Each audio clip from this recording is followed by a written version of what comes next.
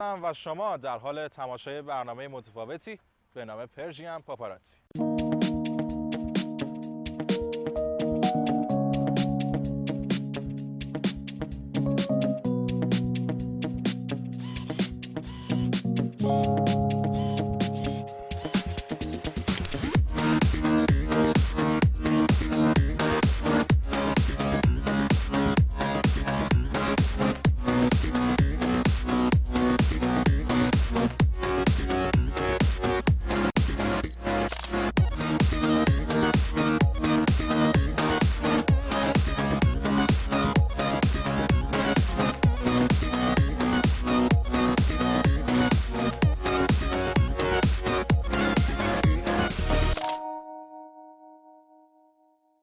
قبل از شروع برنامه خیلی ممنونم ازتون که قاب تصویر تلویزیونتون رو برای چند لحظه‌ای برای پرژین پاپاراتزی به ما قرض میدین. واقعا ازتون ممنونم. قبل از اینم که قسمت اول شروع بشه لازم میدونم که چند نکته با شما عزیزانم در میون بذارم.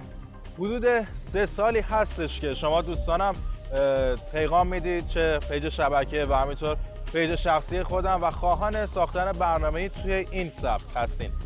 گفتن 2-3 سالی گذشت و بالاخره بعد از فکرهای زیادی که من و بچهای خوب گروه هم کردیم که میخواستیم برنامه‌ای بسازیم که متفاوت باشه نسبت به برنامه‌ای که تا الان برای این عرصه یعنی موسیقی و کلا باش با پرژین پاپاراتزی آشنا میشید، چون که فقط برای موسیقی نیست این برنامه، خواستیم متفاوت باشه. این برنامه بخشای مختلفی داره. در بعضی از بخشاش میپردازیم به کسایی که در عرصه موسیقی چه رپ و چه پاپ فعالیت میکنن و بسیار توی کارشون موفق هستن و یه حالت مستند داره این برنامه. بیشتر هم میپردازیم مسائل حاشیه‌ای. رسیدیم به قسمت حاشیه، قسمت صحبت هم میخوام فقط بهتون بگم که همین اول برنامه پرژین پاپاراتزی اصلا به هیچ وجه طرفدار نه شخصیه نه هیچ گروهیه. اینو برای این میگم که خودتون هم میدونین دیگه، یه برنامه پخش میشه طرفدار گروه دیگه میان مینویسن که شماها نمیدونم این کارو کردین یا اون کارو کردین. همین اول برنامه بگم که برنامه کاملا خنثیست و نه طرفدار کسیه و نه طرفدار کسی خواهد.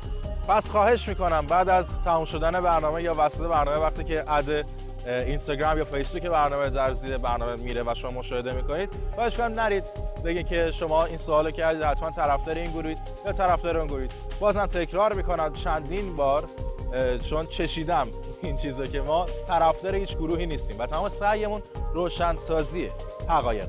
و نکته بعدی، بازم تشکر میکنم که قاب تصویرتون رو ما قرض میدین توی این مدت و ما تمام سعیمون رو میکنیم که از این فرصت چند دقیقه‌ای که ما میدید، میگم چند دقیقه‌ای چون تایممون متفاوته، بعضی از برنامه ممکنه از 1 ساعت حتی بیشتر باشه، بعضی قسمت‌ها ممکنه کمتر باشه، میزان به صحبتایی که در برنامه میشه داره. شما در حین تماشای برنامه یا بعد از برنامه میتونید روی صفحه فیسبوک و اینستاگرام ما با من صحبت کنید. میگم صحبت کنید چرا که این برنامه در اینجاش هم فرق داره. ما عین بقیه برنامه‌ها نیستیم که جواب ندیم. هر چقدر تعداد کامنت ها یا مسیج ها زیاد باشه ما به همون تعداد جواب میدیم و کسایی رو ازشون خواستیم که در پیج اینستاگرام فیسبوک اون کار کنن و جواب شما دوستان رو بدن. خواهش میکنم ازتون که با همون صحبت کنین. من واقعا دوست دارم که این برنامه ارتباط متقابل و مستقیم داشته باشه با بینندگانش، چرا که واقعا بازم بر این اعتقاد دارم که هر چقدر که ما با شما کانکتر و در ارتباط تر باشیم برنامه خودتون یعنی پرژین پاپاراتزی بهتر خواهد شد. پس خواهش میکنم که 100% با همون در ارتباط باشید و همینطور شما میتونید که سوالاتون رو از کسایی که در پرژین پاپاراتزی میان بپرسید. اول صحبتام گفتم که این برنامه متفاوته چون که ما به علاوه به پرداختن به عرصه موسیقی کشورمون پرداختیم به مسائل روز جامعهمون که بسیار بسیار برای مردممون جذابه، مثل ورزشکارا، مثل کسایی که پارکور کار میکنن، بدنسازی میکنن و حتی مدل های کشورم. همونطور که گفتم شما میتونید سوالاتون هم از این اشخاص بپرسید در صفحه اینستاگرام و فیسبوک ما. صحبتامو کم میکنم چرا که مطمئنم طرفدارای رپ فارسی مثلا رضا پیشرو نشستن و منتظر شروع برنامه هستن. به نظر خودم این قسمت که از قسمت‌های خوبی شده و خوشحالم که این برنامه با کسی مثل رضا پیشرو داره شروع میشه. گفتم حتما پیج اینستاگرام و فیسبوک ما رو سر بزنید، کامنت بذارید حتی در حین اجرای برنامه، پخش برنامه ما همه نظرها رو میخونیم و 100% جواب. این شما و این هم قسمت اول برنامه پرژین پاپاراتزی، برنامه‌ای که واقعا تمام سعیش این بوده که نو باشه. با ما همراه باشید.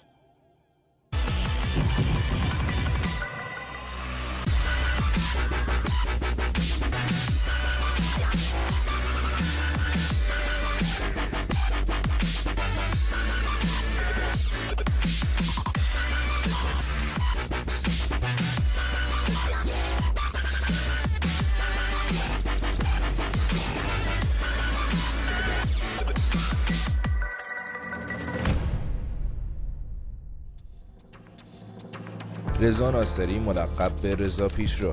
سلام، من رضا پیشرو هستم. رضا پیشرو از سال 1378 با رپ آشنا شد. فعالیت حرفه‌ای و غیر حرفه‌ای رضا تا سال 1393 15 سال میباشد. این میدی که میبینید میدی کنترلیه که من باش کار میکردم تو اوج رپ فارس. او از سن 12 سالگی از خانواده جدا شد. ترک تحصیل کرد و تصمیم گرفت مستقل باشد و روی پای خودش بایستد.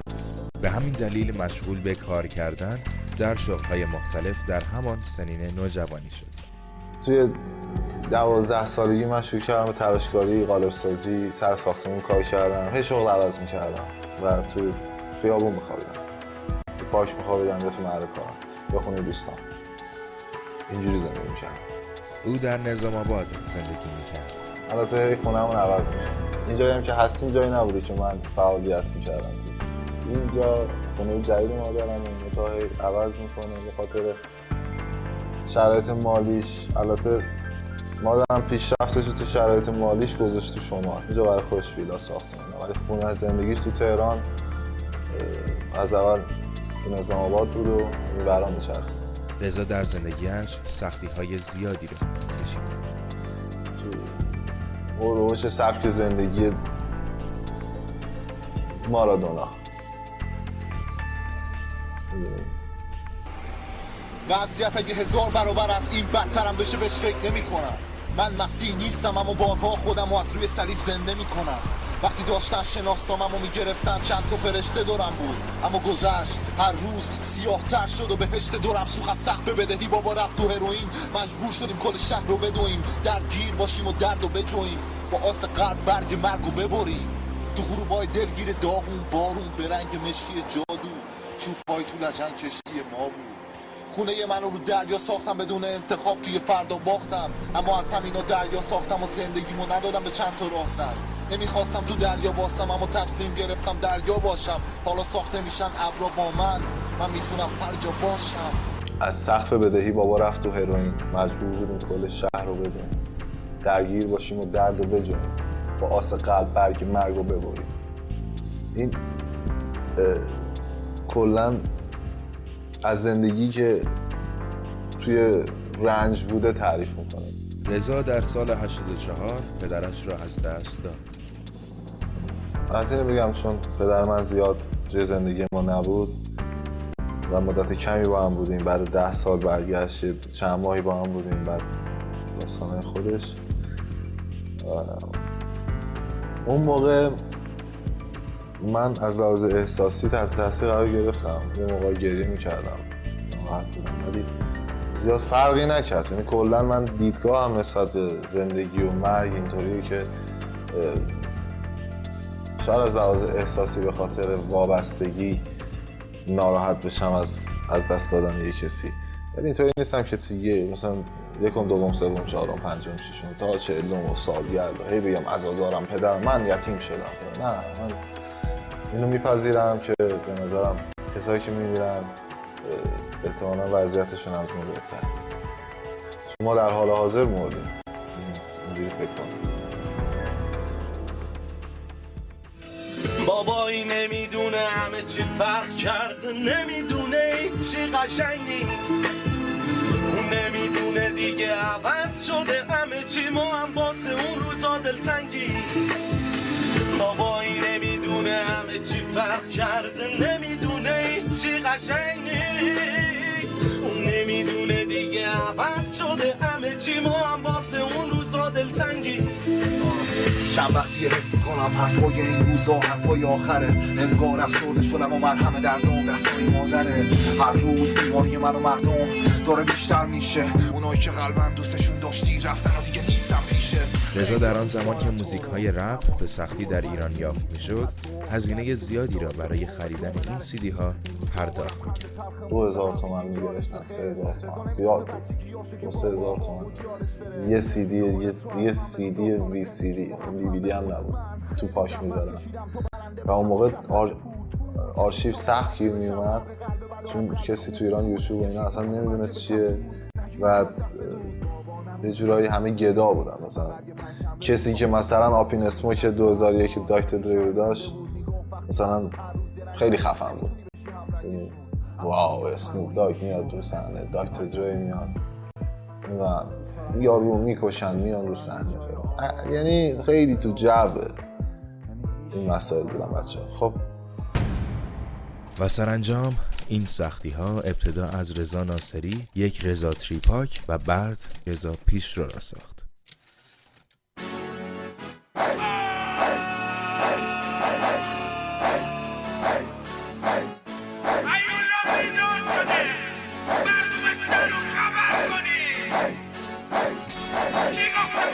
سلام میکنم به همه بیننده‌های برنامه پرژن پاپارازی.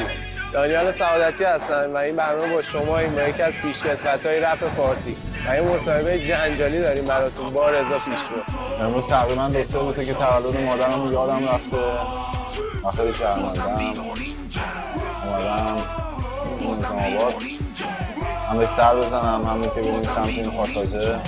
اینجا محله تقریبا 8 سال پیش همه با هم دور هم جمع بودیم. منتظرم ساتراپ بیاد که با شایان بریم دور بزنیم، به مامان سر بزنیم ادامه بدیم.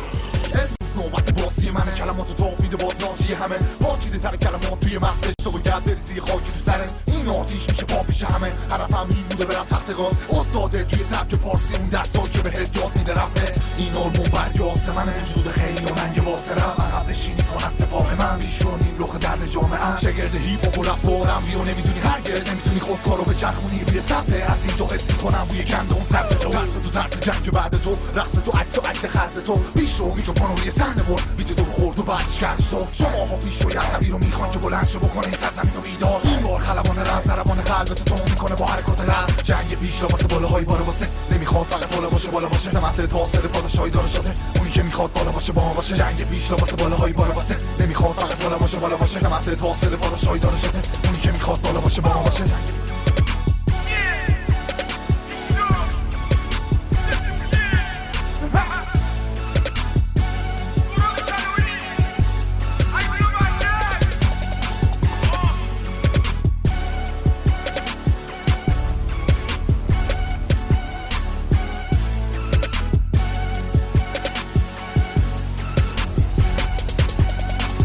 خب اگه موافق باشید بریم از اول شروع کنیم. اولین موزیک ویدیو رپ فارسی برام برو از پیش من که کار مشترک رضا پیشرو و روزبه و توهی و تتلو بود. کار خیلی خوبیه. بریم از اونجا شروع کنیم و با خود رضا شروع کنیم که نظرش راجع به این موزیک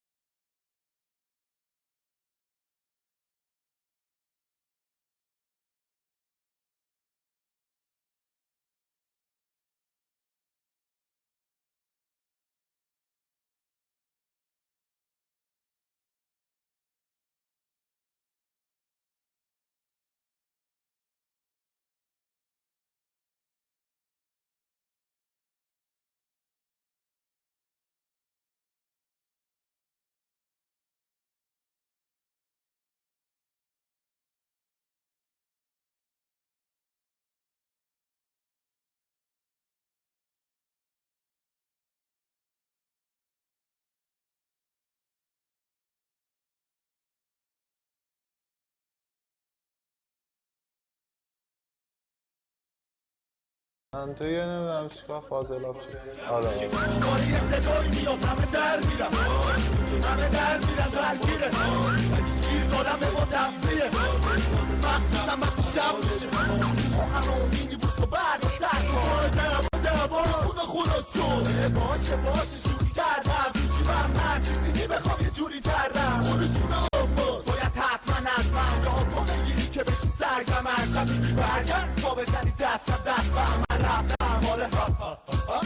رضا واسمون از صامت بگو، از اینکه صامت از کجا به وجود اومد و اینکه چی شد، چون تو یکی از اجزای اصلی گروه صامت بودی اون موقع.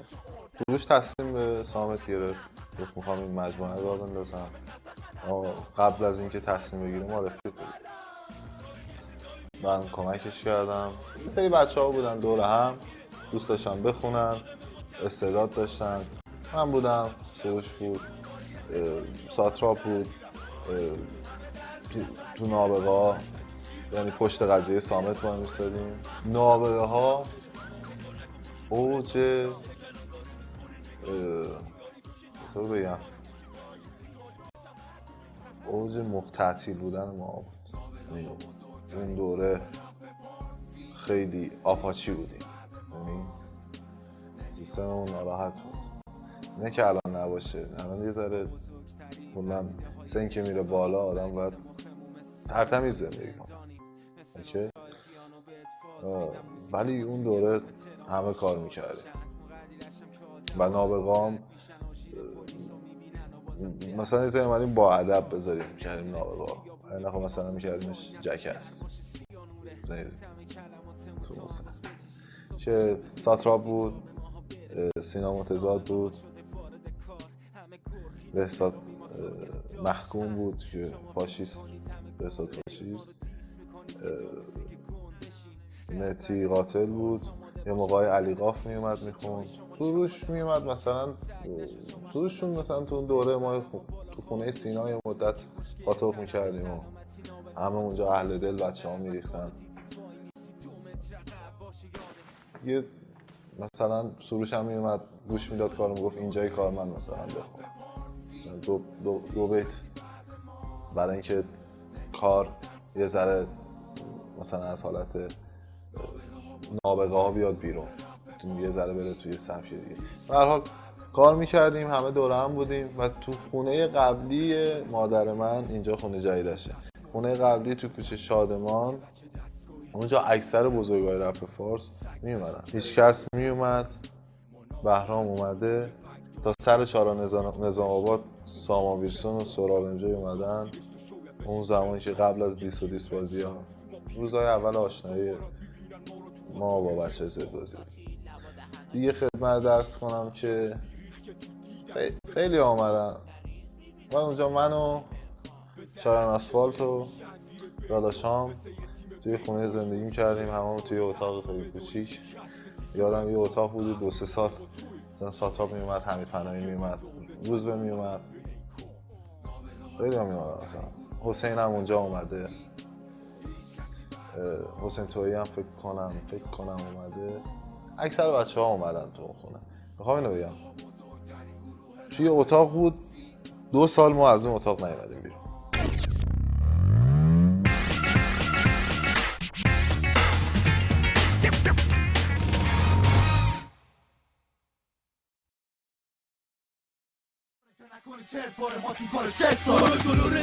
من پشتتم، هیچ کس رو پیش رو اگه جفت بشن رپ فارسی میرسه به اوج بسن، ما تشبیلیم نیست مورکم میان جلو سو باشه. من پشتتم، هیچ کس رو پیش رو اگه جفت بشن رپ فارسی میرسه به اوج بسن، ما تشبیلیم نیست مورکم.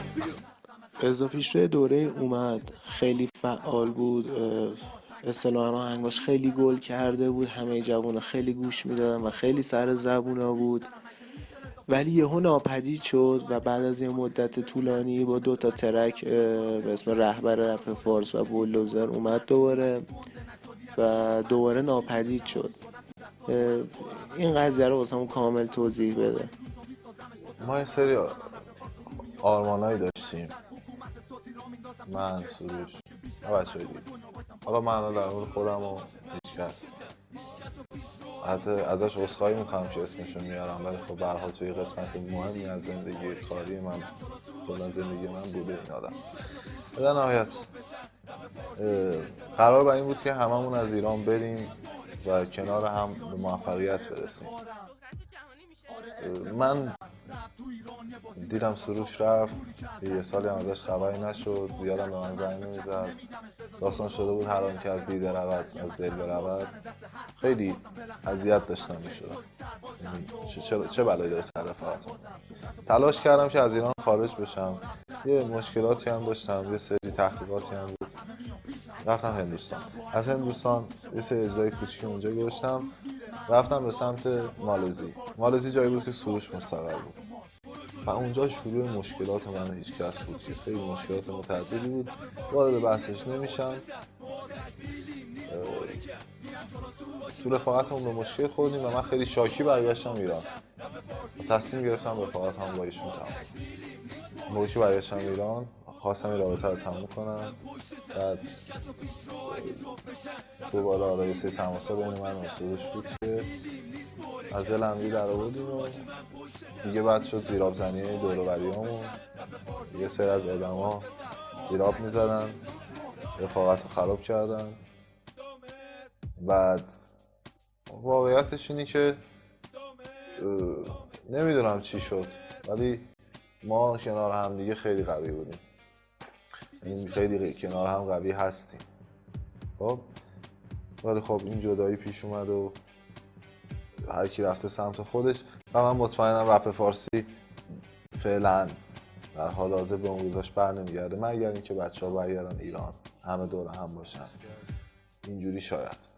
ولی اون دوره‌ای که نبودم، بیمار شده بودم، مشکلات متعددی بود که حالا اعتیاد برام به وجود آورده بود، بیماری‌های روانی و ذهنی و خیلی شدید بود. یعنی همیشه تو رنج بودم، دور اطرافیام از دستم ناراحت بودن، عذاب میکشیدن و همه کسایی که میشناختم یه جورایی حکم پرستار رو داشتن برام. بعد برگشتم ایران و داستانی که گفتم و تصمیم گرفتم یه آلبوم بدم، دوران سالی اعتیادم رو بذارم کنار، سیگار رو ترک کنم. با مشورت‌های دوستای خیلی خوبم اون دوره بچه‌های زیادی اومدن، یاسر عزیز، یاس، امیر تتلو، حسین تویی، عرفان، سوگند،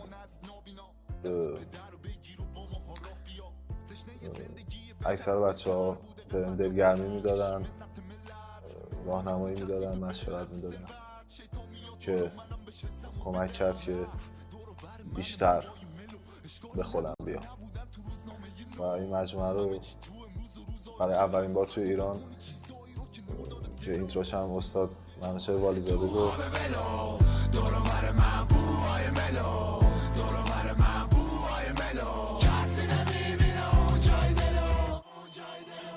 همه چی مل و آروم، زندگی دست من، چیک که بارون روح تازه حرفم واسه نسل بعد. زندگی سخت و باریک، حرفای ما توی تاریخ ماندگار، میخونم از نگاه درچی که داری، حرفای ما مثل شعار عاشق دارم باطنم، من اینم حقیقت و من میگم.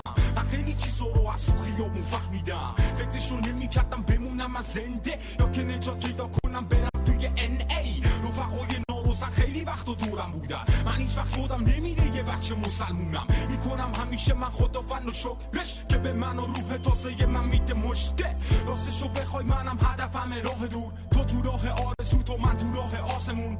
همیشه درد ماست که باعث سر صداست، میتونه با ما همراه باشه اونی که حسن برا از چپ براست. دماغه تو خواب ولو، دورو بر من بوهای ملو، دورو بر من بوهای ملو. بیا با هم بریم به محل ما و روی طرز فکر ما قدم بذار، تو بشیم رو ضعیف و مهر عدم بذار و واسه قوی تر شدن بیا بدن بساز. خب نرو سمت تیم برنده ها، بیا تو بازنده ها ولی برنده با. اینجا لاشخورم پرنده هاش، تو واسه این که نباشی بیا دونده باش. فرار کن از زهر و گزنده مار، از دوبار گسیده شدن حذر بدار.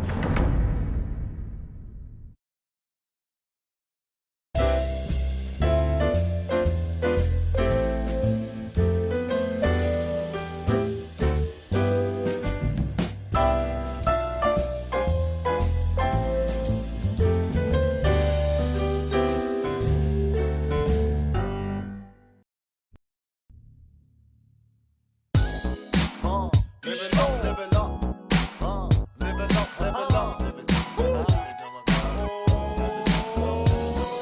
خاک گرفته روی کاستای قدیمی اون دستمال سرایی که خریدیم آلستار و تیشرتای رنگی هیچ کدومشون دیگه انداز من نی خاک گرفته روی کاستای قدیمی اون دستمال سرایی که خریدیم آلستار و تیشرتای رنگی هیچ کدومشون دیگه انداز من نی دوران طلایی بذار یه مستی من اول را بندازم. از آرش تشکر میکنم به خاطر این هدیه‌اش که برای روز تولدم بهمن ماه پارسال گذاشته بوده کنار و تا الان موفق نشده دستم برسونه. بهش گفتم اضافه کاری بود ولی لطف کرد. شاید عموما کل مردم نیان خیلی حرکت ها بکنن کمکت کنن. خیلی جا پشت من بوده نسبت به سن شعورش خیلی بالاتر از خیلی آدم هست. همسال آرش هم چند نفر دیگه بودن توی زندگی من. خیلی از مردم من موقعی که ازشون حمایت خواستم 5 تومن 10 تومن واسه خرید آلبوم دوران طلایی اینا حمایت کردن. ببین اینا چقدر عشق داره. رضا پیشرو روز خودشو چجوری میگذرونه؟ از صبح تا شبش چجوری میگذره؟ تفریحش کجاها میره؟ من یک سری هدف اصلی دارم توی زندگی و اون هدفهای اصلی تحصیل میشه. ما هممون اومدیم به دنیا تا به کمال برسیم. پس نیاز به آگاهی داریم تا حدی که بیماری محسوب نشه. چون آگاهی زیاد بیماریه. خیلی موقع‌ها درگیر یادگیریه. زمان زیادی استراحت میکنم و زمان زیادی کار میکنم. بیشتر وقتمو جدا از موزیک میذارم برای مطالعه تو زمینه متافیزیک، نجوم خوندن، فقط بخاطر اینکه یه سری چیزا رو درک کنم. من برای این صفحه رو بفهمم بعد برم صفحه بعدی. اگه نفهمم این صفحه رو چی گفته نمیتونم برم صفحه بعدی. این شد مشکل من توی مطالعه کردم. این یه بخشش اینه که واقعا توی نوجوانی زیاد ورزش میکردم، فوتبال خیلی میرفتم، عاشق مارادونا بودم، هنوزم خیلی دوستش دارم. فوتبالم خوب بود. تو همین باغ تهران هم تیراندازی زیاد میرم باشه. آره اونجا هم میریم. دستمال سرایی که خریدیم آلستار و تیشرتای رنگی هیچ کدومشون دیگه انداز من نی خاک گرفته روی کاستای قدیمی اون دستمال سرایی که خریدیم آلستار و تیشرتای رنگی هیچ کدومشون دیگه انداز من نی دوران طلایی نوجوانی رفتش وای اون روزای خوب چقدر دوری سخته ترک همه رفیقای قدیمی اولین شیشه های تکیلا که خریدیم مچک خورد. یکی از شخصیت‌های اصلی توی کار رضا از همون اول شخصی به نام حمید پناهی بود که کار آهنگسازی و همینطور میکس و مستر کارهاشو انجام میداد و تا به الان هم باهاش همکاری داره. اولین سوالی که دوست دارم از حمید پناهی بپرسم اینه که چطور با رضا پیشرو آشنا شد؟ آشنایی من با رضا برمیگرده به 10 شاید هم بیشتر سال پیش. این موقعی که خود رضا هم مدت زمان زیادی از کارش نگذشته بود، خیلی اتفاقی با هم دیگه آشنا شدیم. بعد عرضم به حضورتون که تصمیم به کار گرفتیم ولی نه به صورت جدی، بیشتر داشتیم که محک میزدیم همدیگه رو ببینیم سلیقه‌های هر کدوممون چه هستش و چی کار قراره بکنیم. چون رضا اون موقع داشت کاری رو میکرد که خب به نسبت الان خیلی نامانوس‌تر بود تو جامعه. الان دید و فضا نسبت به رپ خیلی متفاوت شده باشه از 10 سال 11 سال پیش. من هم قبلش کار رپ انجام نداده بودم و یه سری چیزا رو با هم دیگه چک کردیم ببینیم چیکار میتونیم بکنیم چیکار نمیتونیم بکنیم که اولین کاری که با هم دیگه انجام دادیم خیلی موفق از آب در اومد. اولین کاری که شاید میشه گفت به صورت حرفه‌ای با هم دیگه انجام دادیم که ویدیو کلیپ هم شد نیلوفر آبی بود. من یادم نیسته شاید قبلش کار دیگه‌ای به صورت آدیو پخش شده بود یا انجام دادیم، احتمالاً همینطوری بوده که انجام دادیم. چون اون موقعی که ما نیلوفر رو کار کردیم توی استودیوی به صورت مشترک داشتیم با هم دیگه فعالیت می‌کردیم. یعنی اوایل آشناییمون نبود ولی اولین کار حرفه‌ایمون بود که به مرحله ویدیو کلیپ هم رسید. وقتی عصبی میشم وای میسم تو رو شما مثل روزایی که بهم دروغ میگفتی با چشات آخرین باری که دیدم دم دانشگاه. رضا توی کار وسواس داره ولی توی موضوعاتی که براش مهمه وسواس داره. شاید خیلی وقتا رضا روی چیزایی دقت داشته باشه که بقیه خواننده ها و آرتیست ها خیلی روش دقت نمی‌کنن و شاید بعضی چیزها رو بگه مهم نیست بریم پخش که واسه خیلی‌ها خیلی مهمه. وسواس داره، از نوع خودش داره. در مورد سلیقه‌اش که میگید، خب از همون اول و شاید هنوز هم همینطوری باشه، خیلی از آهنگای رضا شاید تو جامعه ما نمیگم پذیرفته نیست، به نسبت بقیه کارها کمتر پذیرفتنیه، همونطوری که خودش هم توی صحبتاش اشاره کرد. اما بدون تو شب فقط میکردم دائما ناله، میخوام بشینم و گریه کنم ولی کم فایده نداره، چون اینو میدونم که با تو بودن یه رویای محاله. آلبوم دوران طلایی رو کل میکس و مسترینگش رو من انجام دادم و مهمترین توضیحی که من یادم میاد ازش اینه که رضای تاریخی واسه پخشش توی فن پیجش اعلام کرده بود که خیلی نزدیک شده بودیم به اون تاریخ و خیلی از کارا مونده بود. هر کاری هم کردیم این تاریخ رو عوضش نکرد و خیلی کاراشو میشه گفت به صورت عجله‌ای انجام دادیم، مخصوصا در مراحل نهایی و مسترینگش. نمیخوام بگم میتونست بهتر باشه یا میتونست بدتر باشه، ولی میتونم بگم که میشد بیشتر کار کرد اگه از لحاظ زمانی ما این اجازه رو داشتیم.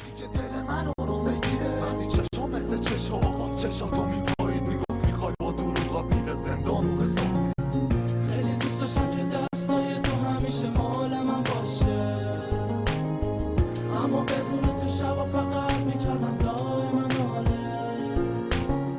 رپ توی ایران پیشینه و سابقه فیزیکی حداقل نداشته. کاری نداریم از لحاظ فرهنگی و روانی به مردم ما نزدیک هست یا نه، ولی سابقه ظاهری ازش وجود نداشته. ولی تزریق فرهنگ ها و موسیقی ها به ملت ها و کشورهای مختلف همواره داره توی دنیا انجام میشه. در مورد آینده‌ای که شما دارین میگی، ما نمیتونیم آینده رو با توجه به این پیش بینی کنیم که سابقه‌ای در زمینه رپ توی ایران وجود نداشته. درسته سابقه‌ای وجود نداشته، ولی آینده همیشه چیزی مستقل از گذشته. خیلی وقتها کشورهایی توی علم و صنعت و تکنولوژی الان پیشگامن که شاید چند صد سال پیش اصلا وجود نداشتن، چه برسه به اینکه بخوان سابقه‌ای داشته باشن یا نداشته باشن. در مورد رپ اگه بخواد به همین منوال پیش بره و تخریب انجام بشه، آره آینده خوبی نخواهد داشت. متاسفانه از رپ استفاده ابزاری شد تو جامعه ما، مثل خیلی چیزای دیگه که ازشون استفاده ابزاری میشه واسه رسیدن به یه سری خواسته ها. خب یه سری از اون خواسته ها خواسته های خوبی نیستن، هم من میدونم دارم در موردش صحبت میکنم، هم شما کاملا میدونید. اگه به همین منوال پیش بره 100% خوب نخواهد بود. و باید اضافه کنم در آخرش که الان موسیقی دنیا توی بحرانه، فقط بحث موسیقی ایران و کوچیکترش رپ فارسی نیستش. شما موسیقی های آمریکا هم که نگاه بکنید به سمت اروتیک شدن داره میره، به سمتایی داره میره که از اصالت موسیقی داره فاصله میگیره و این برای کل دنیا و جامعه موسیقی جهانی خوشایند نیست. وقتی ساختمونای شهرم در اومد از جاش دیگه رفیقمو ندیدم، رسیدم به جنازه غریبش، من دیدم دنیا نابود شد، چکیدن خونتن و جنگیدن تو این بازی میکنه ماها رو وحشی‌تر. اینا فقط یه رویایی بد بود، یه خواب بد. امیدوارم تعبیرش خوب باشه.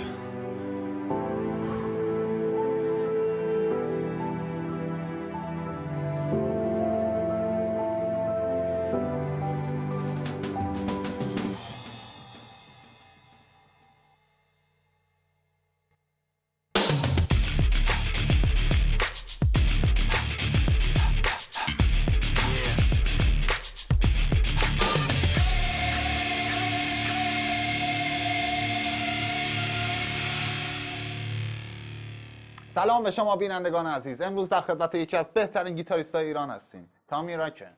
ایشون در سن 18 سالگی متولد شد. نه بیشوخی، تایماس تقریبا 17 ساله که گیتار میزنه. یه کتابم به اسم اصول و راهکارهای پیشرفت در نوازندگی، خیلی کارش درسته. راکر هست، از گیتاریستای من و خودش هم این کار رو وکال میکنه و اصلا توی این کار خیلی شناخته شده و کسی هست که تبحر داره. میخوام که یه اجرا با هم دیگه داشته باشیم، بعدم یه اجرا تنها تایماز داشته باشه. واقعیتش اینه که تمرین نداشتیم سر این قضیه. منتها آهنگ ناکی ناک از کی بود این خان؟ از باب دیلن. این آهنگو میخواد اجرا بکنه.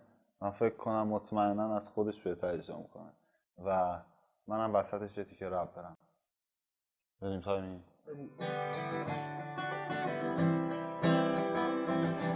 شده بودم تو برف یه اسکلت بیرو، دنبال گرما بودم با حسی مثل دیروز. سربازا دنبال جسد من بودم، من دنبال دختر گم شدم دستم عروسک. خودمو نمیدیدم تو لباس رس، فکرشو نمی کردم که بشنوم صدای جنگ، که گم کنم راهمو تو طبیعت سوخته، منظره ها شروع کنم به جویدن روحت.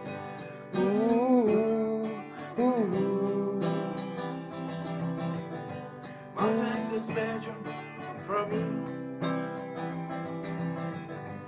I can't use it anymore. It's getting dark to see. I feel I'm not alone, heroes door, yeah. Knock, knock, knocking on heroes door. Knock, knock, knocking on heroes door, yeah.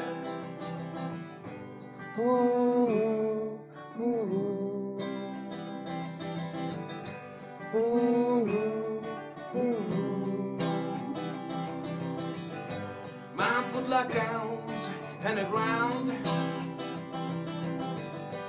I can shoot them anymore.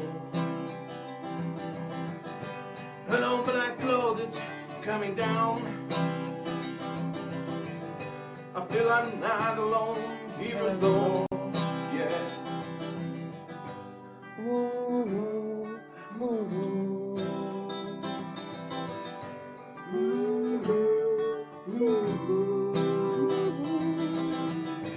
Knock, knock, knocking on heroes door. Knock, knock, knocking on heroes door, yeah.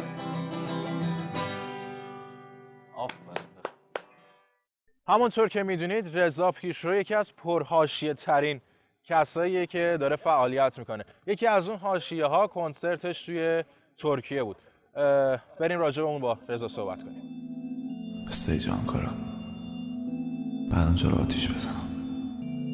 کاش که تو تهران بود. نه باید فرق کنم. چه جلوی 2 نفر چه 2000 نفر. باید هممون هم نفس شیم. رضا از کنسرت ترکیه واسه همون بگو کرد که کنسرو ترکیه دیگه. کنسرو ترکیه. اونجا من اشتباه کردم. اصلا قرار بود یه اجرا بذارم، رفتم تو جوری جوکر وسط مافیای ترکا. بعد یه آدمی که اسمش هم یادم نیست اونجا تو آنکارا منو تهدید کرد. بعد منم به روش لاتی خودمون جوابشو دادم.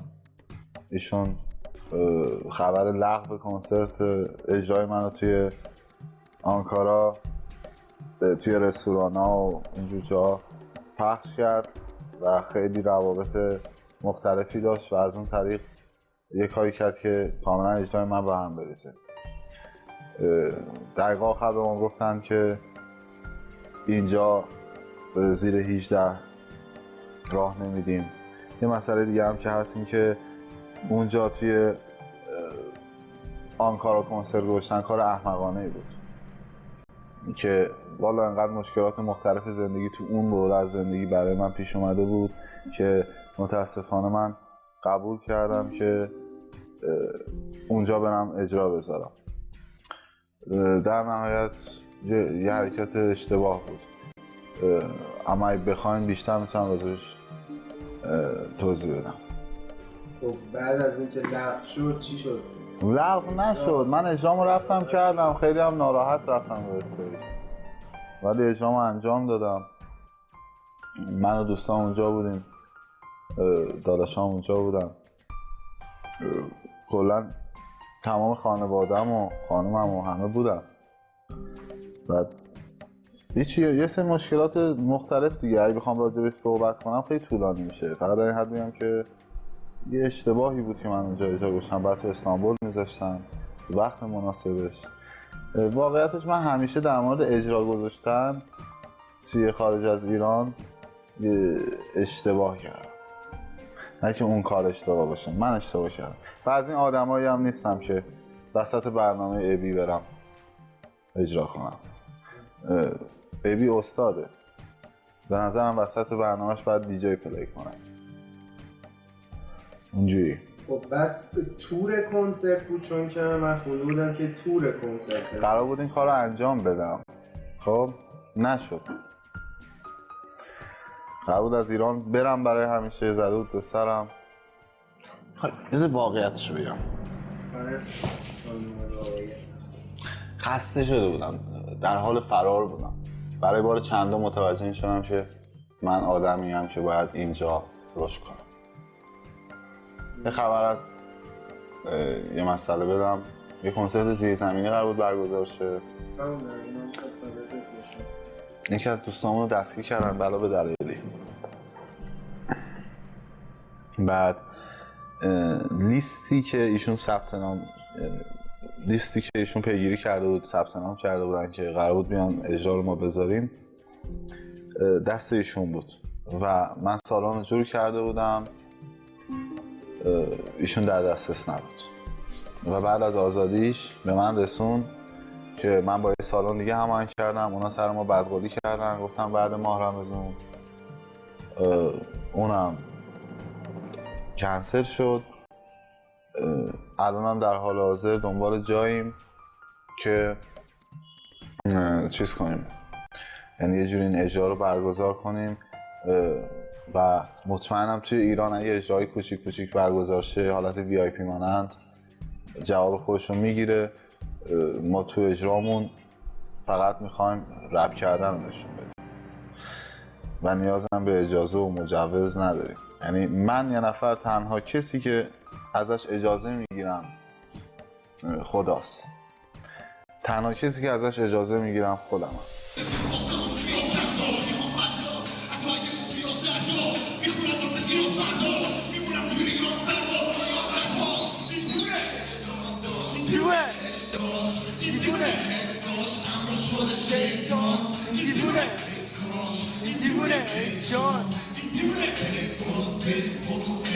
ما با همین امکانات کمم تو عرشی، حالا هم نمیفهمی داریم تو سرچی. من هستم بارم تا وقتی پهن بساط حرفم، چون کسی واسه کسی نفرستاده کارت دعوت. رضا واسمون درباره آهنگ ما با همین با بهرام بگو. چی شد که این همکاری اتفاق افتاد و اینکه تو اون آهنگ شما داشتین حرف از قدرت، ما با همین امکانات عرش کم هم تو عرشیم، ولی بعد از اون ترک دیگه ما هیچ همکاری از رضا و بهرام ندیدیم. چی شد؟ قرار بوده چه کار دیگه انجام بدیم که خود به دستگیری ایشونو، بعد دیگه از ایران رفتم، یه جورایی سیاسی شده بود، از ایران رفت و در نهایت یعنی از اولش هم بود منتها همکاری ما توی یه جنبه دیگه انجام شد. اون موقع بهرام معروف نبود، یعنی مثل الان، ولی سروش پیشنهادش رو داد، گفتش که من گفتم که یه کسی هست که اینجوری میخونه،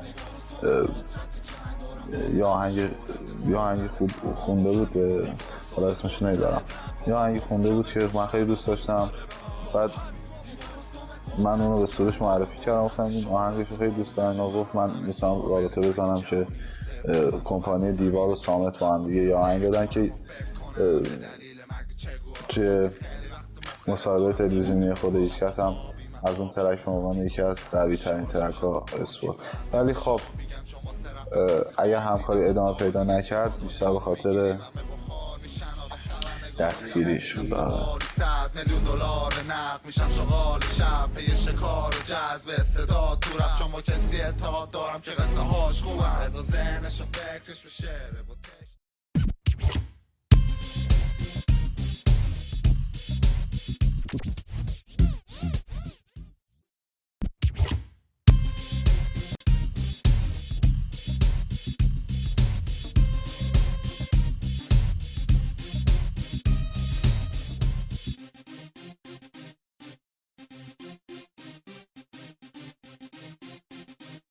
بریم اگه موافق باشید توی استودیو 021 ضبط یکی از کارهای اخیر رضا رو با هم ببینیم. نکته جالب توی این ضبط این بودش که رکورد دوربین بچهای ما اصلا قطع نشد، چه برسه به رکورد کسایی که دارن از رضا ضبط میکنن و این نشون میده که رضا خیلی خیلی مسلطه روی کاراش. بریم اینو ببینیم. بعدش این مصاحبه کوتاه خواهیم داشت با مهدی روحام عزیز، مدیر استودیو 021. این داستانو خیلی از آدمای بزرگ تجربه کردن. دقیقاً وقتی تمام درا بسته است معجزه اتفاق میفته. خدا میاد. من که بهش ایمان دارم. تو چی؟ تو هم ایمان داری؟ بازم یه شب دیگه صبح شد و خوابم نبود. یه روز دیگه گذشته و رضا آدم نشد.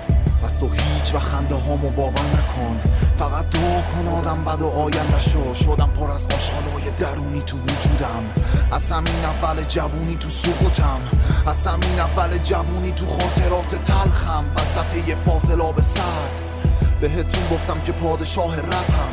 نگفته بودم سایه پا به پام، فقط نگفته بودم من یادم چرت و پرتم که فقط مونده یه زبون صادق ازم. زمان و زندگی کردن از یاد من رفته، تو هر جمعی که وارد میشم حرفای من تلخه، اخلاق من بده.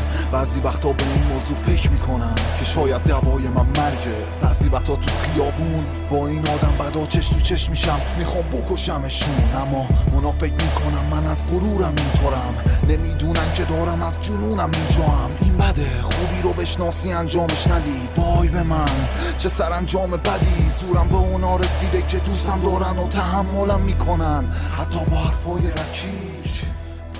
اوکی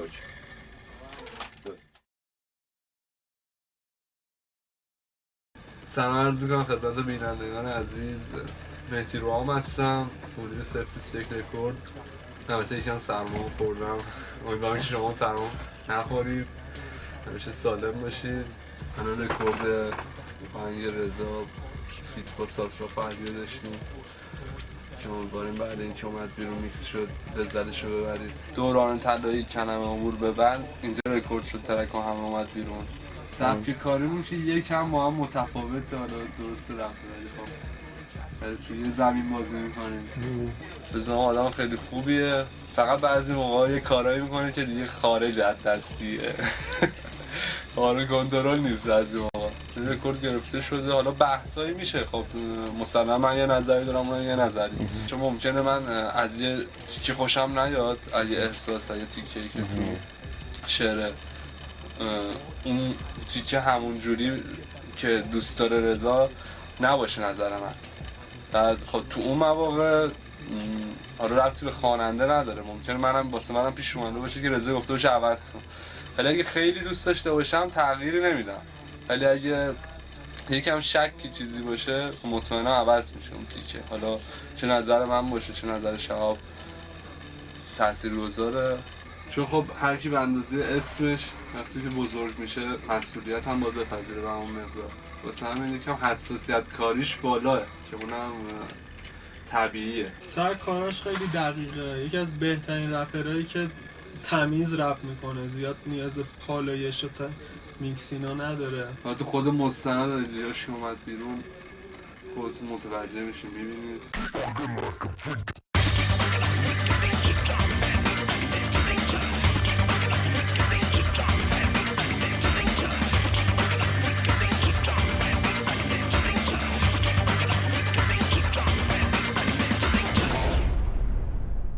قبرستون هیپ هاپ یکی از موزیک‌های موفق رضا بود که موزیک ویدیوش هم به همون میزان موفق بود. توی موزیک ویدیوش کارهای جالب و زیادی انجام شد که توی اون موزیک ویدیو بچهای تیک تاک هم حضور داشتن. برای همین هم من خواستم که با سینا سایی مصاحبه کنم درباره همین موزیک ویدیو و رابطه‌اش با رضا پیشرو. بریم مصاحبه پرژین پاپاراتزی رو با سینا سایی، یکی از افراد گروه تیک تاک، بشنویم. پس به عنوان رپ کن به نظر من کار خوبی انجام داد تو اون ترک. بعد چیزی بود که من خودم به شخصا دوست داشتم، از ادبیاتش، از فلوش، از قافیه‌هاش، یعنی از وزنی که توی ورسش داشت، از قافیه‌هایی که انتخاب کرده بود، کلماتی که انتخاب کرده بود، من خیلی دوستش داشتم. یه دونه ترک دیگه هم دیوونگیه، جدیدم پخشه که میگه این دیوونه احساس داشت، این دیوونه وجدان.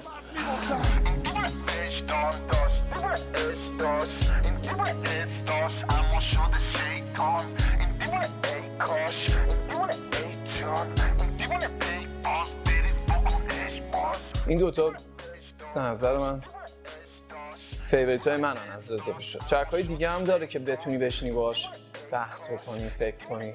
کلا من آدمی هم که بحث میکنم، دوستان از این عذاب میکشن که تو چرا اینقدر بحث میکنی راجع به مثلا ترک هایی داره که بتونی راجعش فکر کنی، فکرتو به کار بندازی.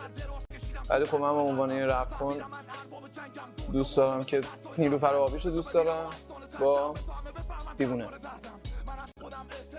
اسمشو نمیدونم، من به دیوونه میشناسمش. میگه این دیوونه احساس، اون ترک رو دوست دارم. تکنیکی که توی ترک دیوونه داشت و دوست خوشم میاد، حال میکنم.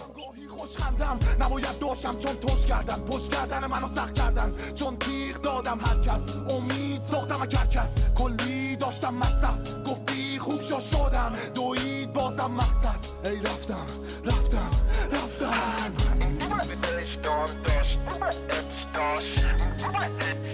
اما شده شیطان.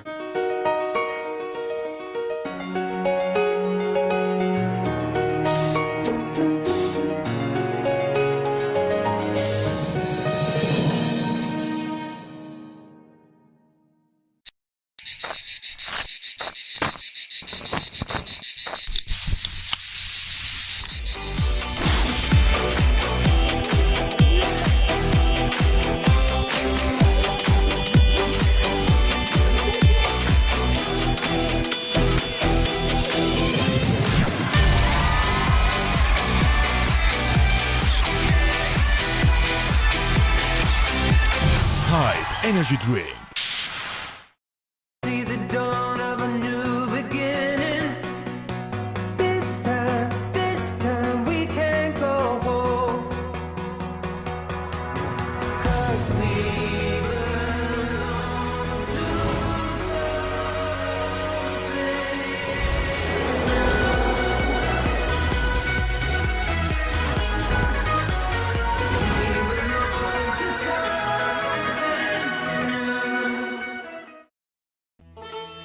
تواضع، اصیل‌ترین نام در خشکبار، همکنون در دبی. جمیرای 3 سانست مال.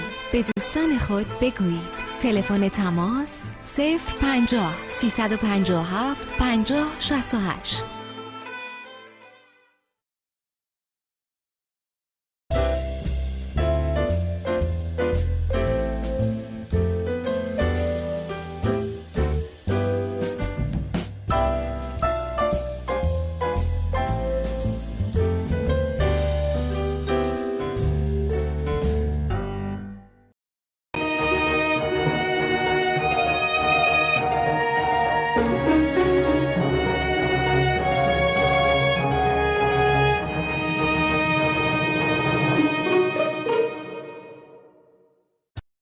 خیلی هم معتقدن که رپ توی فرهنگ ما ریشه خاصی نداره.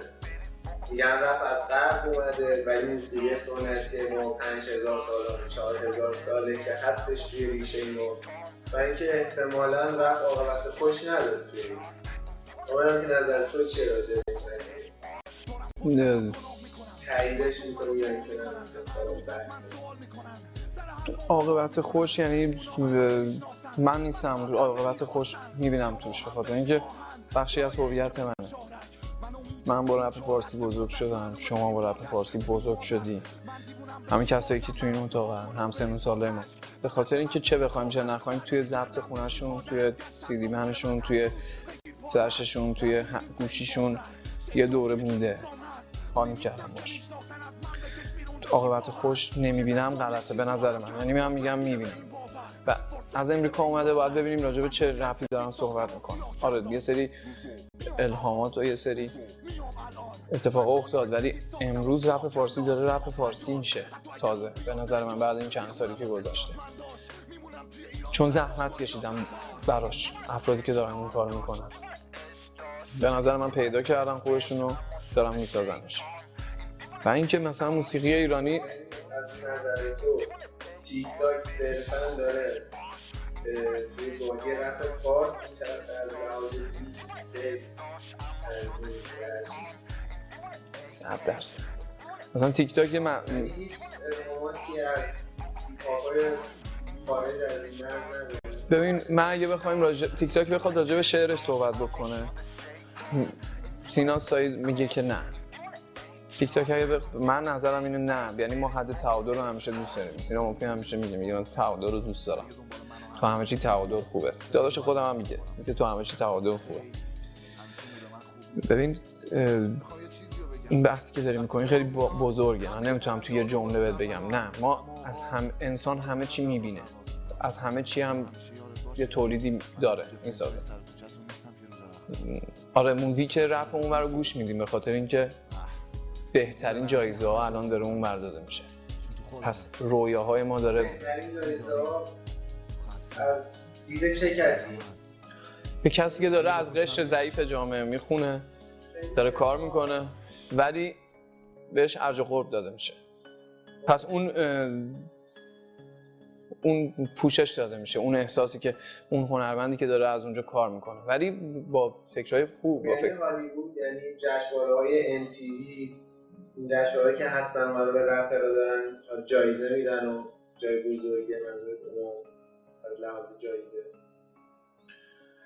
اوارد دیگه. میدونی تو حتی اگه کنار یک انسانی که مثلا فرهنگی قرار بگیری و اون انسان فرهنگی به تو بگه که چقدر کاری که داری میکنی باحاله، من تا حالا فکر می‌کردم رپ فقط فوش و مواد مخدره ولی کاری که تو داری میکنی خیلی باحاله، این به نظر من این جایزه است. اوارده. همچین چیزی ما فعلا ندیدیم، خودمون باید بسازیم خودمون. ولی خب دارم میگم آره هر کسی موزیک آدم امروز همه فرهنگا رو میشناسه، همه موزیکا رو گوش میده، ما گوش میدیم ولی از لحاظ شعری رپ یا اصلا کلا راجع به شعره ما داریم راجع به بافت روز جامعهمون صحبت میکنیم. اگه ما میگیم یکی میریم خونه‌هامون، خب شما با عمت یا مثلا با خالت یا خانواده میرین یه جا جمع میشین و شب میرین خونه‌تون، شما با مادرت میری، با پدرت میری، پسر خواهرت با مادرش میره، پس هر کی داره با هر کی میره خونه‌اش. یکی میرم خونه‌هامون، میریم پی زندگی‌هامون، همون رفیقمه از اون آدم از که رو نمیبره دست پرچمت کلی بالا میره اگه با اون ببینن داریم خونه‌هامون، بوی هامون نمیپره تیکرم چون فیمسم هرچی میخواه هی بزن این سر رو تیبل هستی هیزه سم هی پسر بیستدم من اصلا چسبیدم کی بسخ نمیگم بیفسر سینه تنبر نمور نگاز راجع به اتفاقایی که میفته اون لحظه‌های خاصه. یا اگه میگیم مثلا من میگم مثلا سرده که اگه رضا میگه دیوونه، جنونیه که تو جامعه وجود داره، ما میتونیم تو چشم خیلی از آدم‌ها ببینیم. یا حتی اگه مثلا گفتم تو اگه نیلوفر اون عشقیه که بین دو نفر به وجود میاد و به خرابی میکشه و اونو اجرا میکنه. ما داریم راجع به اتفاقایی که در خونمون میایم بیرون تو خیابون میبینیم یا توی خونمون با خانواده‌مون میبینیم صحبت میکنیم. ربطی به رپ امریکا نداره چون ما رپ فارسی، ولی هر کسی یه سبکی داره. بیتا دختر خوبیه ولی بیتا خب ما داریم رپ میکنیم، ما فقط نثر نمی نویسیم یا ما فقط نظم و نثر کار نمی کنیم. باید این سازهای سنتی آره ساپورت بشه. ما الان یه کاری داره تیک تاک میکنه 100%. الان تیک تاک یه پروژه‌ای تو دستش داره تلفیقیه، یعنی استراکچر رپ اون وره ولی با سازهای ایرانیه. خیلی بزرگای ما هم این کارو کردن ولی خب حالا ما به سبک تیک تاکیش این کارو انجام میدیم. 100% تو پروژه‌های رضا باید وجود داشته باشه. این کارو انجام میدیم. آقا ببخش یارم آقا اینجا سفت نداره. نه آقا داره ریتم این شورو بریم موضوع به این خورو جری هستی بریم برو انریکو دنی مورو جنی لومو جیزی و کلکسیون کن ببین ما عمال میکنیم مثل اونا کلونری شرمو تو گیلاسا وقتی میشیم ما تشنه به بدنمون گرما میدیم با لفتش سوز زیر پوستونو که بینی یا قرمز سنا رفته بالا، مسئولیت‌ها بیشتر شده. وقتی مسئولیت‌ها بیشتر میشه تقسیم بندی زمانت خب طبیعتاً سخت‌تره. یه مدت بود دوره اول رپ فارسی می‌دیدی همه دارن وقت می‌ذارن روی رپ، کسایی که اول رپ کار کردن. خب ولی الان کارشون کم شده، حالا به دلایل مختلف، ولی یکی از اون دلایل‌ها مسئولیتایی که احساس کردم به خاطر گذر زمان کمتر دارن کار میکنن. آدم پرکار الان تو رپ فارسی نیست زیاد. خیلی محافظه‌کارانه همه یه تایمی پیدا میکنن، با عشقش حال میکنن، یه ترک درست میکنن میدن بیرون. به خاطر اینه میگم، به خاطر همین مسائل نمیتونم بگم آره ما کار میکنیم. کار نکردن ما بعیده ولی کار کردن ما هست. کی کار میکنیم معلوم نیست. شاید من تنها، شاید سینا تنها، شاید خشایار تنها، شاید ستام با هم. اصلا معلوم نیست. چون دوتا آرتیست میخوام با هم کار بکنم باید راجع به یه هدف خاص که هر دوتاشون یه چیزی برای ابراز کردن داشته باشه. یعنی نمیتونم زنگ بزنم رضا بگم رضا نظر چیه راجع به مثلا فلان موضوع بخونیم، اون اصلا تو باغش نباشه ولی بگه باشه بیا بخونیم بیاد بنویسه. اون یه کاری که میخواد دوتا آرتیست با هم انجام بده، یعنی طرفدارای من و طرفدارای رضا، طرفدارای سینا و طرفدارای مثلا کلا طرفدارای تیک تاک و طرفدارای رضا میخوان یه هدف مشترکی رو گوش بدن، یه چیزی که نشنیدن تا حالا راجعش حال بکنن، باهاش زمانشون رو بگذرونن، باهاش خاطره بسازن یا ازش یاد بگیرن خاطره بسازن. این یه چیز کمی نیست. به خاطر همین نمیتونم بگم که کی چی اصلا، ولی رو حواسمه و ببینیم کی میشه.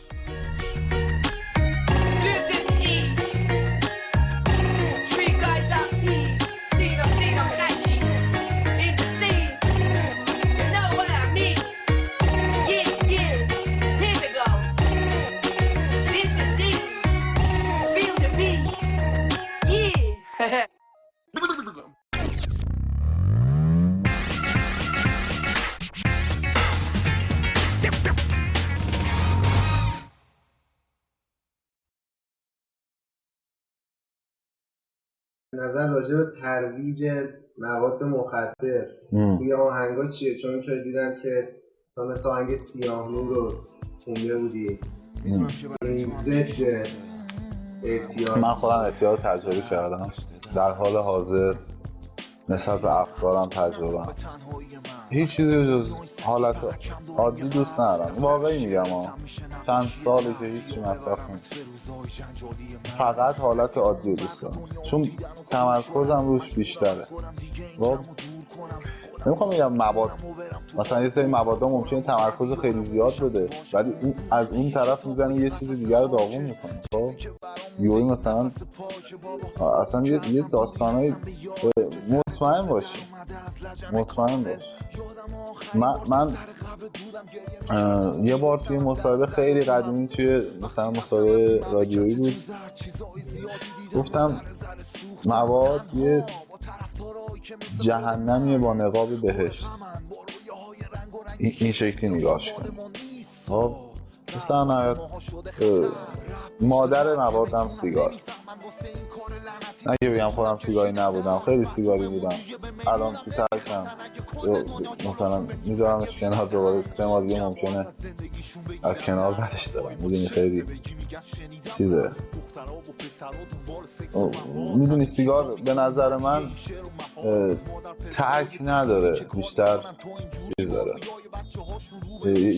یه زمانی ازش دور میشی. فقط امیدوارم که دیگه نکشم، یه ماه دوباره نمیکشم، قبل 3 سال نمیکشیدم هی چیزه، ولی مادر همه اعتیادا سیگار، اصلا سیگار میکشی که بره بالاتر. یعنی چی؟ موتور اعتیاد سیگار.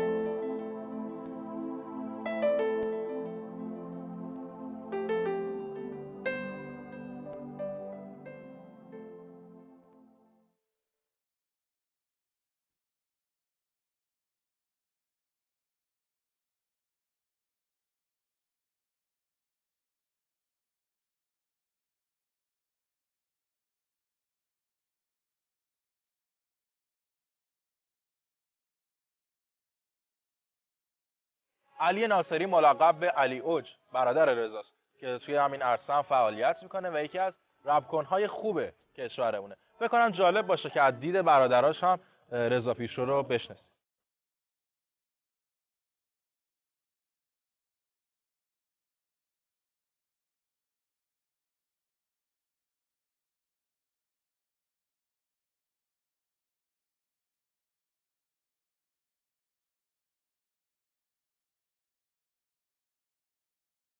من و رضا برادریم. از سال 79 هم هستش که با هم دیگه داریم کار میکنیم تو این زمینه هیپ هاپ. بعدش این که داستان رضا و پیشرو جدا. حالا رضا تو داستانایی که با هم دیگه تو زندگیمون داشتیم خیلی پیچیده است، بخوام تعریف کنم خیلی زیاده، ولی فقط تو این حد بگم که خیلی روزای سختی رو با هم گذروندیم و اینکه ولی این روزهای سختمون باعث شدش که تو هنرمون تاثیر خوبی بذاره. در مورد پیشرو میتونم بگم که پیشرو کسیه که دید وسیعی داره توی هیپ هاپ، موزیکاش عمیقه و خیلی کارهایی داره که وقتی گوش میکنی باعث یه تغییر و تحول خوبی تو میشه و از گوش دادنش لذت میبری و موزیکش یه فرهنگ درست رو میسازه. بعدش اینکه همیشه اون جنبه رپی خودش رو نگه داشته، یعنی که هیچ وقت موزیکاش سمت موزیکای کلیشه پاپ نرفته، همیشه اون سبک و اصالتش حفظ شده و مهمتر از همه اینه که همیشه اون چیزی که تو بیرون میبینیش واقعا تو موزیکش هم همونه. یعنی اینطوری نیستش که مثلا تو موزیکش بیاد فیلم بازی کنه واسه مخاطب و موقعی که طرف مثلا بیرون ببینتش بگه تو که اونی که ما فکر می‌کردیم نیستی. دلمو رو ترک کرد، خانواده منو ترک کرد، خیابونا با من گردن. من دیگه مثل قبل نیستم، زندم و تو قبل نیستم، میکنم زندگی گاهی اون منو ترجیح میدم موندن و بین مردمم با این که میدونم حسودن. من تو جامعه محدودم، اینو میدونم اکثرا ترسوان، میدونم کجای داستانم، میشناسم خودم و باس دادم، توپو به خدا پاس دادم، اونم زد توی گل و باخت دادن. همه دشمنم صبح و شب و صبح میدم حق رو روش شد جلو رفت کارو کش با امروز بازی که فردا رو بود. زندگی بازی که را میده پا میده هاشی که کافی کلماتم منظمه مثل سرباقم، داره زیگات میشه تلفاتم. هدفم مشخص کلمم روشن سلو میرم میشه راهمم روشن‌تر. دوست ندارم اشتباه کنم، باش خال بودن افتخار کنم. میگه خیلی ها ضد ما شدن چون که ضد فعل ما شدم. من از توی احرام مثلم نه شیطان با اهداف زشتم. پول بده جون بگی پول بده خون بگی پول بده تو اگه میخوای دور بشی اینا به دیگه تو صحبت روش خیال خود باش یه ساعت گوش میکنن کاری با مخت که تو بشی واسه شیطان و بوتش میکنن تو رو وسیله‌شون رو چش میکنن کتل. میرم به جلو میرسم به اونی که رویام تو دستشه. همه که تلاشم رو میکنم تو رفت قبل این که فرداشه. میبینی منو که مغزا رو خورد میکنم مغزا رو خورد میشه اوج مثل توپ میشه میخوره صورت بدخواه.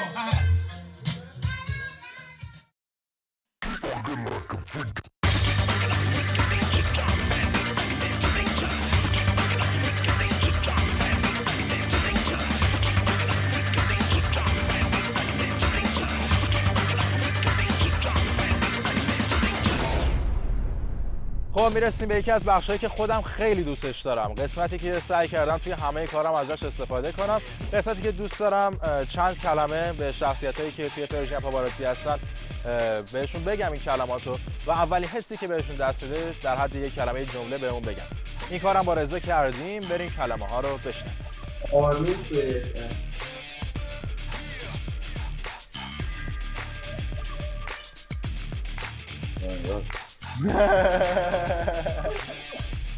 شایان آسمان رسید گرماوه و گلستان بعدی جان سفا تیک تاک ردبول امیر خطلی ردبول ارفان پسر مؤدب سوگن دختر مؤدب پایا ایستگاه فضایی مریخ علیرضا جیگی پاک دانشجو یاس مرد بزرگ علی سورنا بوم حسین شوی رقص همبده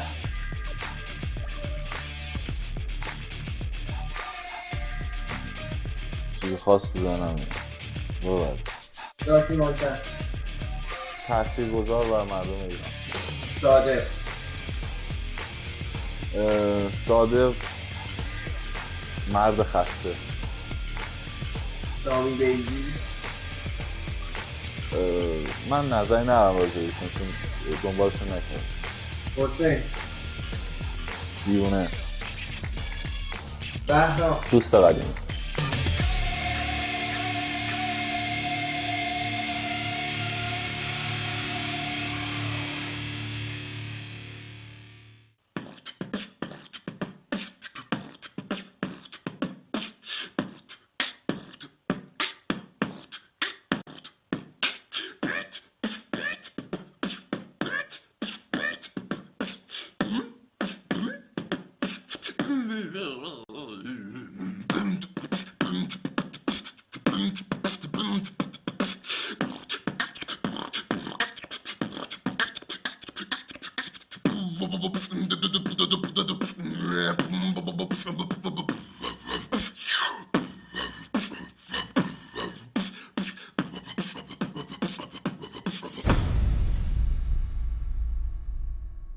امید ناصری یا همون امید قدر هم برادر دیگه رضا که امید به علاوه رپ کردن بیت باکسر خیلی خوبی هم است. بریم با امید هم یه مسابقه کوتاه داشته باشیم بعد باهاتون همراه هستیم.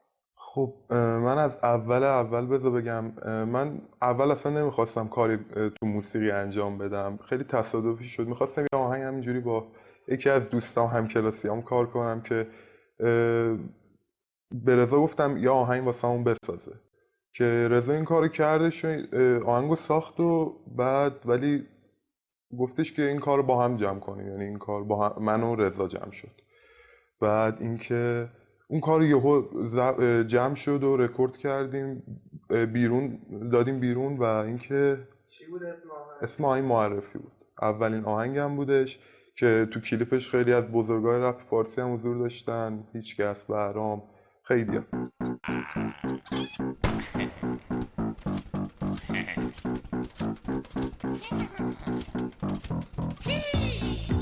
امید قدر معرفش منم.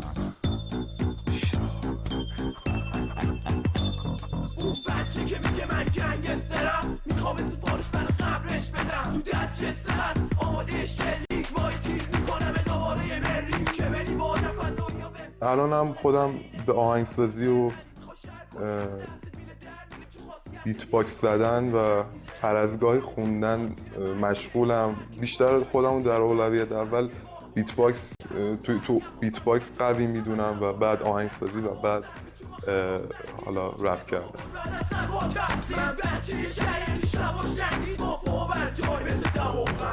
راستش من اوایل رضا خیلی یا می اومدن خونمون و کار موزیک انجام میدادن، خیلی کار انجام میشد کلا. من زیاد راستیتش تو فازش نبودم، اما خب از آهنگ معرفی به بعد که سال 2007 بود اون آهنگ اومدش، کار کردیم و اینا. از اون آهنگ به بعد کلا شروع شده اینا که بعد من یکی از دوستامو دیدم که بیت باکس میزنه، خیلی واسم جالب بود که با دهن مثلا داره آهنگ میزنه، چه باحال. بعد خیلی ویدیوهای دیگه دیدم،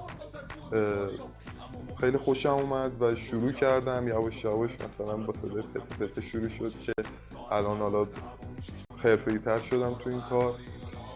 آهنگسازی هم که حدود 3 سالی که به طور حرفه‌ای انجام میدم. قبلا مثلا من میرفتم تو اتاق، رضا بودش، میدیدم کارشو، فقط میدیدم، چیزی بهم نمیگفت، فقط یه باز کردن پروژه رو بهم یاد داده بود.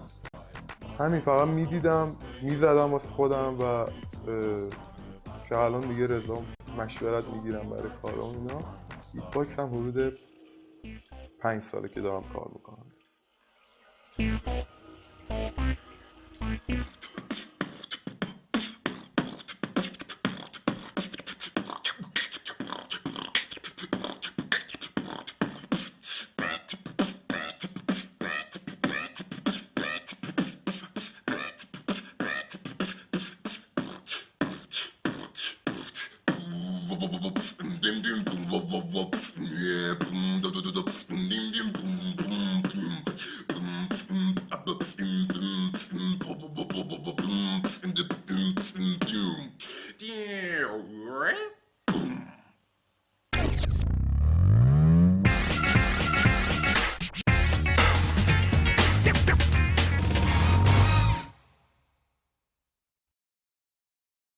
مطمئنم، اینو واقعا مطمئنم که تا به الان حتما پیش خودتون فکر کرده که چرا این برنامه راجع به گروه زدبازی از رضا پیشرو نپرسیده.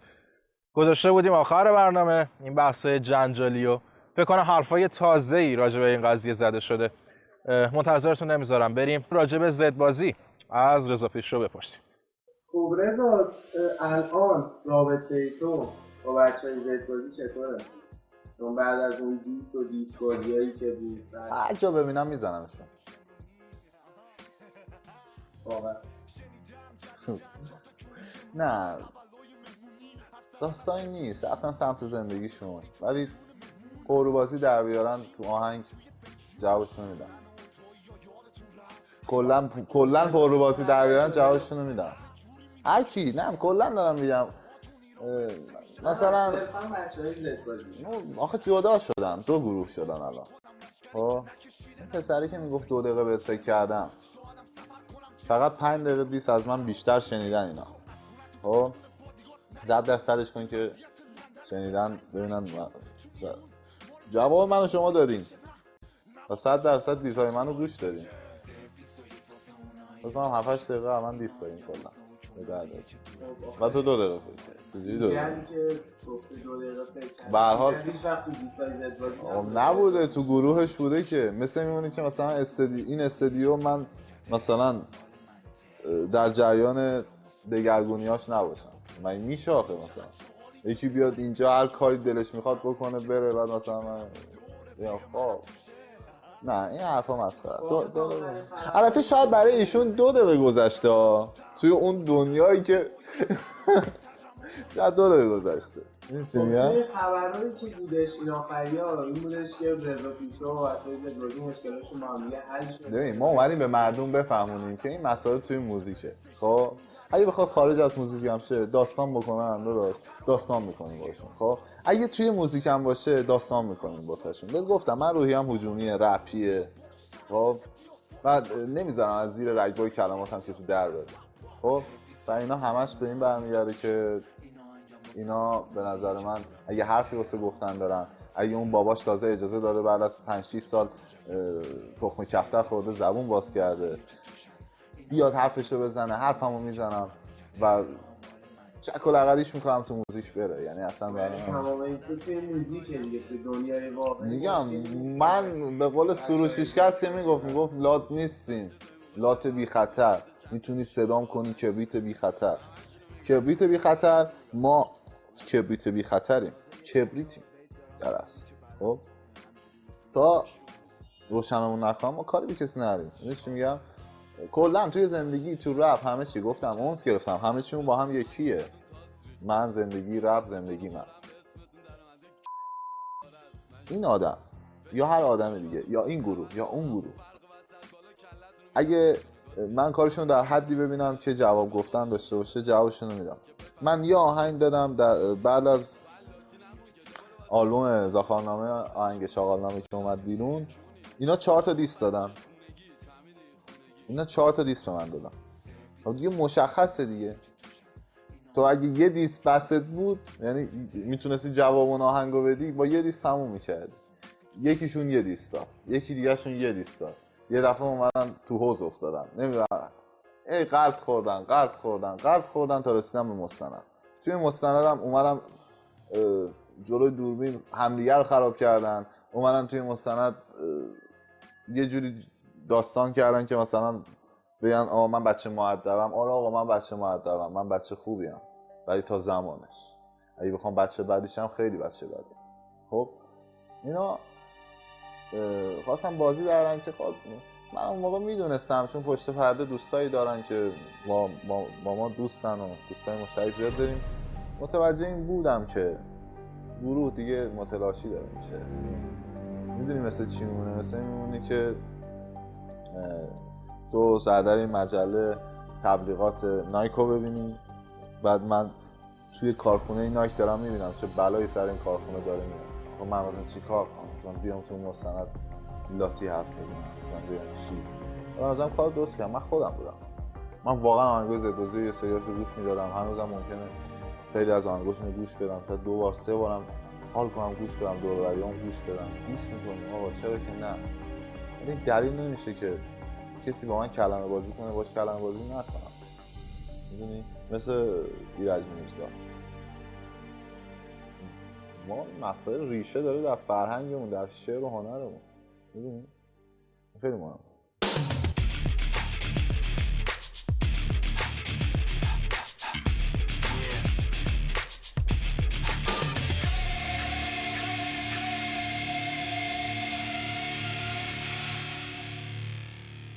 خب رضا، هدف از این 20 بازی ها چیه با بچه های زدبازی و اینکه کی قراره این قضیه حالا تموم بشه؟ بس بچه های زدبازی یا ایکس و ایگرگ نیستن. 20 بازی شاید تا آخر عمر همه ما ادامه پیدا کنه، مثل کلکل بین رفقا یا دشمنا. اما مردم اکثرا فکر میکنن که من خودم رو با این قضیه معرفی کردم که 20 بازی بوده. خب آره، بخش عمده ای از کار من دیسه، بخش عمده ای از کار امنم دیسه، از کار توپاک دیسه. پس چرا نمیام به اون موقعی که امنم، اون موقعی که رضا پیشرو، اون موقعی که توپاک، اون موقعی که ایکس اومده توی موزیکاش از درد اجتماع، از درد جوونا، از خیلی مسائل دیگه حرف زده، شما نرفتین اونا رو دنبال نکردید، بعد میگی تو فقط با 20 بازی اومدی بالا. چرا؟ چون مردم عاشق هیجان حاشیه‌ان. برو کارهای من دنبال کن، برو ببین من تو آهنگای مختلفم به چه مسائلی پرداختم. سکوت، هوهو چیچی، واقعیت، از سال 1381 کجا تو فکر کی همچین شعرهایی میگنجید؟ من اون زمان مینوشتم. الان خدا شاهده، نمیخوام ادعا کنم، یه بیت از شعری که من توی واقعیت نوشتم شاید تفسیرش برگرده به آهنگایی که امروز داره مورد ستایش مردم قرار میگیره از طرف خواننده‌هایی که در رفتن. مردم دنبال نکردن من، همون اطلاع رسانی است. اطلاع رسانی ضعیف بوده. من توی ایکاش اومدم یه تصویر سیاه از دنیا کشیدم که جنگ شده، اینجوری شده، اونجوری شده. نه شبکه درست حمایت کرد، نه مردم فهمیدنش. این چرا؟ چون مردم این تصویر از من دوست دارن. مردم دوست دارن من دیس کنم. نه قولا. و این مثلا ترک قبرستون هیپ هاپ هیچ شد. اصلا دیس کسی نبود. در مورد راه جوون بود که میاد وارد رپ میشه. آها. ترکی نمیشه با حرف زد من و حمید تتلو اومد گفتش که یه آهنگ دیسلاو بدیم بیرون. من و حمید پناهی نشستیم با هم آهنگسازی کردیم، تنظیم کرد حمید. با هم دیگه کارشو انجام دادیم. بعد من اومدم توی فن پیجم نوشتم میخوام آهنگ دیسلاو اجتماعی بدم بیرون. ملت خندیدن، مثلا دیسلاو اجتماعی این دیگه چه مدلشه. خب الان بهتون توضیح میدم. ما توی آهنگ اومدیم به داستانی پرداختیم که هم دیسلاو باشه، ضدش باشه. در اصل من و حمید توی آهنگ داریم در مورد دختری صحبت میکنیم که معتاده و این اعتیادش باعث شده که بی‌حوصله، یعنی داریم از شکل‌هایی که اعتیاد بر چون میگن به یک دختر میده، به یک انسان میده صحبت میکنیم و از اونا ابراز تنفر میکنیم و اون دختر اونجوری از خودمون دور میکنیم. یعنی باید دو نشون زدیم، هم یه آهنگ دیسلاو خوندیم، هم به موزل اعتیاد رسیدیم. نه اینو من وسط صحبتت بگم، ببخشید. رفتم خونه حمید تتلو، گفتش رضا بیا این پیام صوتی رو بشنو. بعد از آهنگ نمیشه باهات حرف زد، بعد اینکه آلبوم اومده بود بیرون، یه مادری برای امیر پیام گذاشته بود که خدا پدرتون رو بیامرزه، دختر من اعتیادش رو ترک کرده چون این آهنگو شنیده. این یعنی تغییر، این یعنی موسیقی، این یعنی کاری که ما تونستیم الهام بگیریم از اشخاص بزرگی مثل مایکل جکسون، بتونیم تاثیر بذاریم، تاثیر مثبت رو اجتماع بذاریم. این درسته، میدونی؟ و مثلا موسیقی اینطوری باشه. حالا یه ترک دارم به اسم کسی حواسش به تو نیست که اونم تاثیر زیادی انشالله بذاره که حالا قراره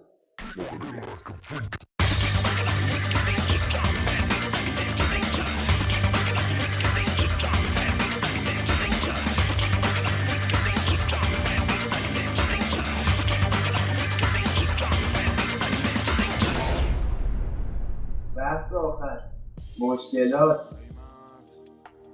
با بقیه خواننده، حالا صرفا زدبازی که خیلی این بحث بین پیشرو و زدبازی همیشه داغ بوده واسه مردم.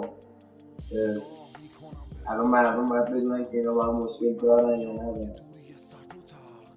الان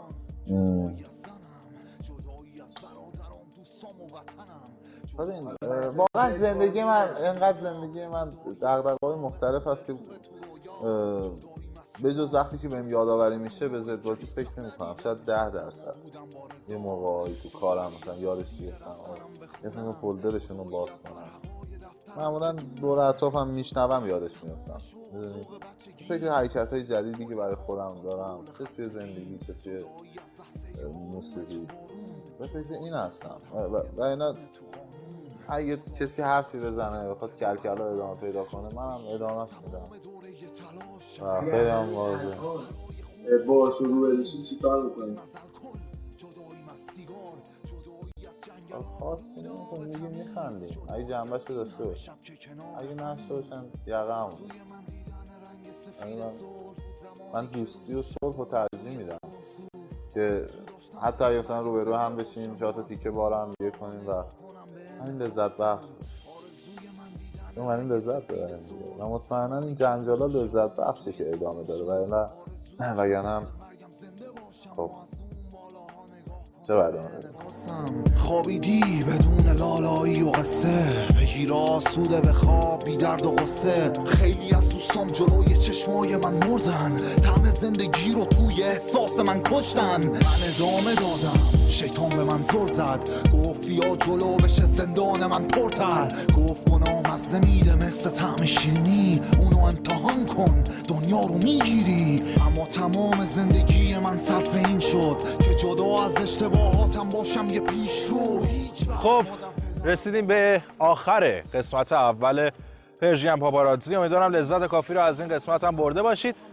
همونطور که اول برنامه گفتم اگر تا به الان عضو صفحه اینستاگرام و فیسبوک ما نشدید خواهش میکنم آدرس رو مشاهده میکنید اینجا لایک کنید و اینستاگرام فالو کنید. ما همچنان منتظر نظرهای شما هستیم و گفتم دوستان ما هستن در صفحه اینستاگرام و فیسبوک ما بکنم 24 ساعته چون ما هم از امریکا ضبط می‌کنیم از کشورهای دیگه برای همین خیلی راحت میتونیم 24 ساعته جوابتون رو بدیم.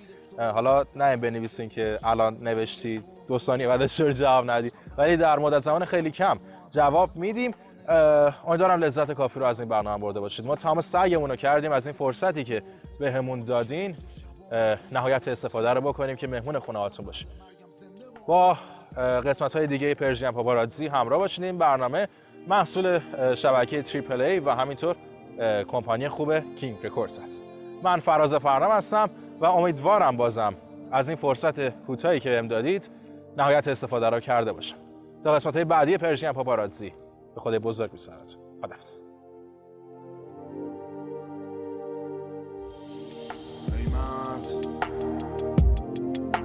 آرزوی من اینه که بعد از مرگم اون موقع منو بشناسی. اون موقع نگاه میکنم به روزی که من مردم جداییم از دنیا یه دوری سرد و تلخ. جدایی از مامان جدایی از زنم جدایی از برادرام دوستام و وطنم جدایی از کلی آدم خوب تو دنیا جدایی از خواب خوب روح تو رویا. چیکار داریم با این رضا؟ دارم آشپزی میکنم گفتم با این کار آرامش میگیرم و شکم این همه آدم باید ساعت که شب بالاخره سیر شدی دفترم که دورن جدایی از تمام شوق و ذوق بچگیم. بمیری؟ آره دارم برگر درست میکنم چون یه تیم 10 نفره اینجاست. 10 نفر آره بعد ببین همه چی با هم انداختم سیب زمینی اون لوبیا رو حتما یادتون باشه که باید بجوشه. چه بگم مثلا حاضرنم بفرمایید چی بگم نه من تو خونه فکر میکنم حالا یکی رانندگی یکی آشپزی اینا باعث میشن من تمرکز کنم بهترین